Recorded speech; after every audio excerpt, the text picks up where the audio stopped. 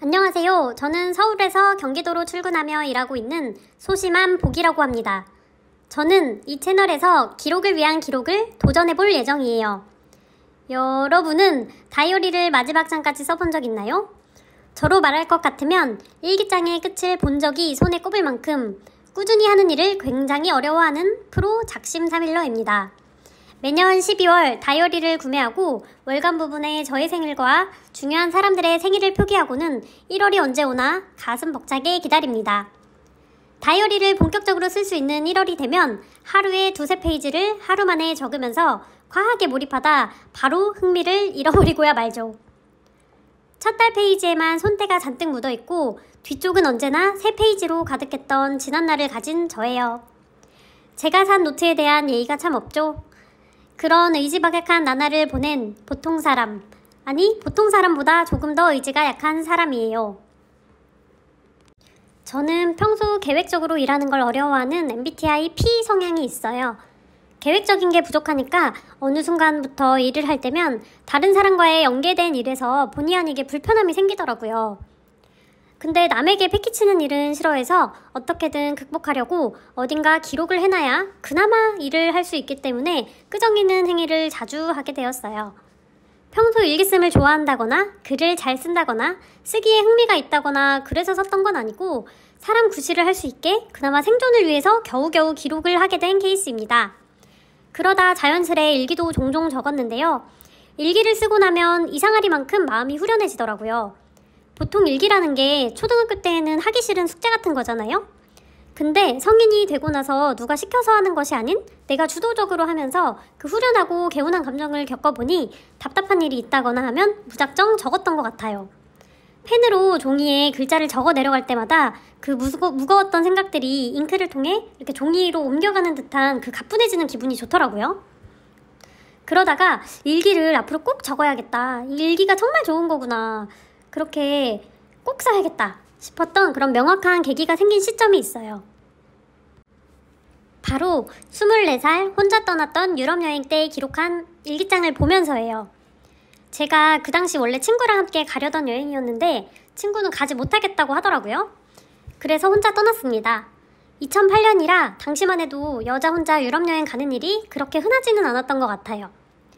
네이버에서 그 당시 유럽 여행하면 가장 유명했던 카페 유랑에서만 간간히 그런 사람을 봤을 뿐 제 주변에는 아무도 없었어요.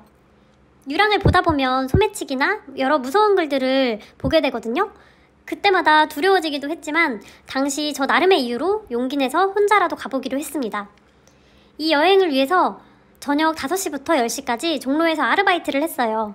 무려 3달의 저녁 시간과 맞바꾼 그 소중한 알바비를 탈탈 털어서 갔던 첫 유럽 여행이었습니다. 이 당시를 말하자면 저는 학교를 졸업하고 앞으로 나는 무얼 하며 살아야 할까? 앞이 잘 보이지 않았던 시기였어요. 특출나게 잘하는 것도 없고 뚜렷하게 하고 싶은 게 생각나지 않았던 그런 방황의 시기였죠. 진로에 대한 고민과 앞으로 어떻게 살면 좋을까 하는 누구나 한 번쯤 겪을 만한 20대 인생 고민을 하던 시점에 떠난 여행이었어요. 지금 생각하면 그 여행이 젊은 날의 저의 현실 도피가 아니었을까 싶은 마음도 들어요. 어쨌든 그 당시 모닝글로리에서 구매한 곤색 커버에 유선 내지로 된 투박한 일기장을 가지고 떠났어요. 본격적으로 뭔가를 남겨봐야겠다 하고 가지고 간 건 아니었어요. 만약 본격적으로 제가 써야지 싶었다면 엄청 고르고 골라서 하트렉스나 10x10 이런 데서 골랐을 것 같아요. 정말 그저 가벼운 마음으로 가져간 노트인데 여행 내내 함께 했어요. 아침 뉴스호스텔에서 제공해주던 과자 하나를 가지고 나와서 파리 샌드강 앞에 앉아서 막 조깅하는 외국인을 바라보고는 막 사과를 막 아그작아그작 이렇게 씹으면서 노트에 끄적이기도 했고 길거리 지나가다 어느 잔디밭에 막 그대로 엎드려서 샌드위치 먹으며 쓰기도 하고 길거리 벤치나 뭐 어느 카페에 앉아서 지나가는 사람들 구경하면서 그냥 검정색 볼펜으로 어떠한 꾸밈도 없이 막 적어 내려갔던 것 같아요.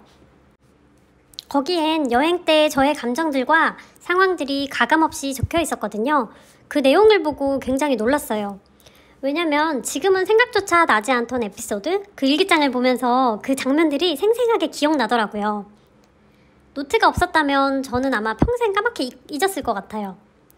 그 당시 여행지에서 도시 사람들을 보면서 느낀 개인적인 생각들, 그리고 미래에 대한 고민들, 그리고 어린 날의 생각들을 보면서 고민 많던 어린 시절의 내가 안타깝기도 하고 한편으로는 잘 버텨낸 과거의 내가 대견하기도 했고요. 마치 어쨌든 예전에 내가 현재 나에게 보내주는 그런 선물 같다고 느껴졌어요. 그 노트를 본 이후에 흩어져 있던 저의 일기장들을 몽땅 찾아봤어요.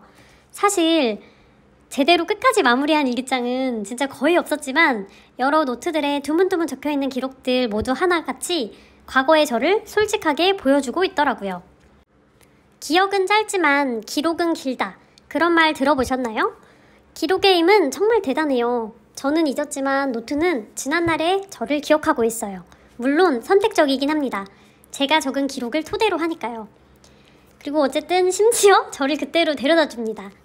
그 이후로 기록을 더욱더 좋아하게 되었어요. 앞으로 미래의 나를 위해서 현재를 더욱 많이 적어둬야겠다고 다짐했습니다. 여기저기에 드문드문 적은 기록들이 많다 보니 앞으로는 여기저기 흩어지지 않게 기록도 한 곳에 써보아야겠다고 생각이 들었어요. 그래서 매일 밤 자기 전 간단한 일기를 쓰면서 3년 일기를 써나가는데 습관을 잡아보려고 이 유튜브를 시작하게 되었습니다. 제가 의지가 약하기 때문에 혼자 하기에는 좀 무리가 있을 것도 같아서 뭔가 계기가 있었으면 좋겠다는 생각입니다. 언젠가 유튜브를 한번 해보고 싶다는 생각을 품고 있었는데요. 저만 그런가요? 어쨌든 저도 언젠가 이렇게 보기만 하는 구독자가 아닌 보여주는 대상이 되어보고 싶다는 생각도 했던 것 같아요. 다만 잘 할 줄 아는 게 없어서 어떻게 뭘 시작해야 할지, 뭘 보여줘야 할지 모른다는 이유로 몇 년째 생각에만 그치고 실행한 적이 없었어요. 이 계기로 일기를 남기는 일상을 영상으로도 남겨두면 이 또한 재밌는 일이 될 것 같다는 생각이 들었어요. 그리고 제가 항상 동경하는 사람들은 자신의 일상 공유를 참 잘하고 말도 참 잘하더라고요. 그런 점들을 보면서 저도 모르게 항상 그게 좋아 보였나 봐요. 저도 이걸 하면서 제가 조금 더 좋아졌으면 좋겠어요. 저는 말을 잘할 자신은 아직 없어서 일기를 쓰면서 자신감을 늘려보려고 해요. 저희 채널에서는 일기를 쓰며 다꾸도 하고 좋은 문구 제품도 소개하고 서울 산책도 하고 문구점 투어도 해보려고 합니다. 저처럼 꾸준하게 하는 건 어려워하지만 기록하는 걸 좋아하면서 문구 제품을 좋아하는 분이라면 저와 같이 함께 쓰고 함께 구경하고 함께 힐링하면 좋겠습니다. 저의 채널에 관심이 있으시다면 아래 고정 댓글에 저의 블로그 이런 거 링크를 해두도록 할게요. 저의 채널이 작아서 다시 찾기 어려워서 오늘 보고 지나칠 수도 있겠지만 그래도 우리 종종 자주 볼 수 있기를 바라봅니다. 꾸준하게 하는 걸 굉장히 어려워하는 작심삼일러인 제 영상이 안 올라오면 이 친구 역시나 또 프로 작심삼일러처럼 하는구나 하고 가볍게 생각해주세요. 미리 작별 인사를 해둡니다. 라디오 스타에 또 봐요 이런 느낌이랄까요? 어쨌든 저의 심심한 첫 영상 시청해주셔서 감사해요. 앞으로 우리 더 친해져요. 안녕.